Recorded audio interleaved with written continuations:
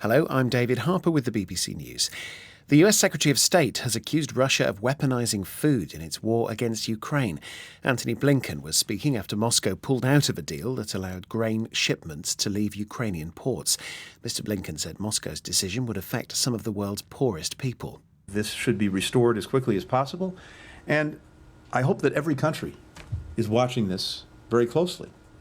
They will see that Russia is responsible for denying food to people who are desperately need it around the world, and to contribute to rising prices at a time when many countries continue to experience very difficult inflation.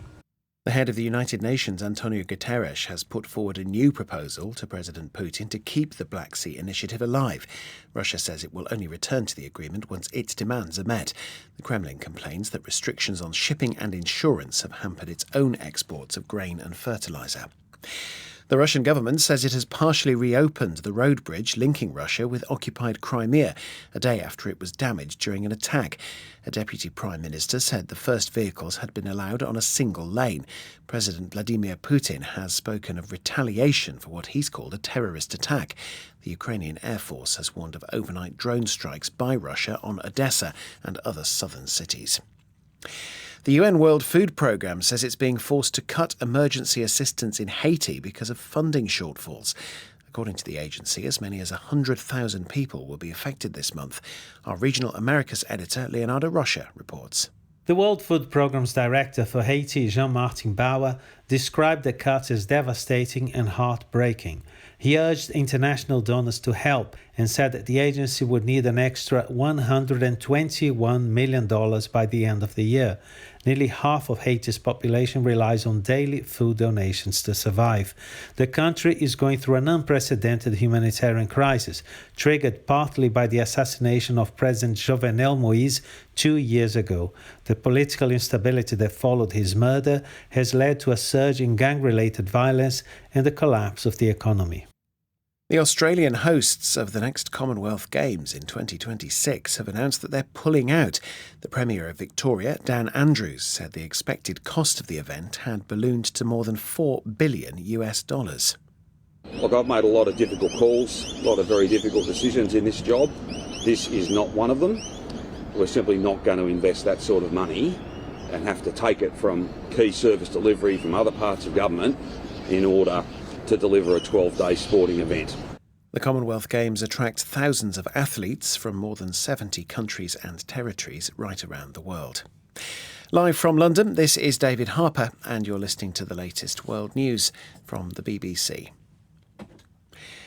Air quality alerts are again in force for millions of Americans because of smoke from wildfires across the border in Canada. Warnings of unhealthy air have been issued as far south as Alabama. Elderly people and those with breathing problems are being warned to avoid strenuous outdoor activity. Nearly 900 fires are currently burning across Canada. President Biden has invited the Israeli Prime Minister Benjamin Netanyahu to the United States later this year. The White House has been slow to extend an invitation to the leader of one of America's closest allies because of concerns about Mr. Netanyahu's government.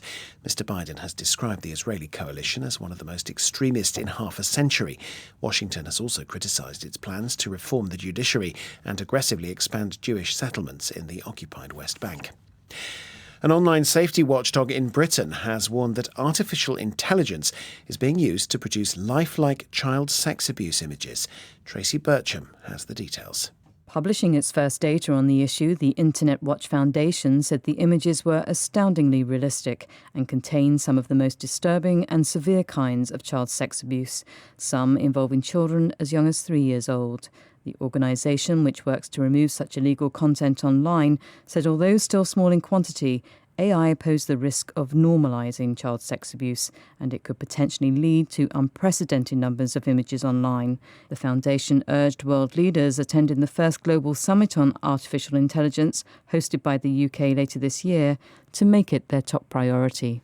A small plane has crashed into a hangar at an airfield near the Polish capital Warsaw, killing 5 people.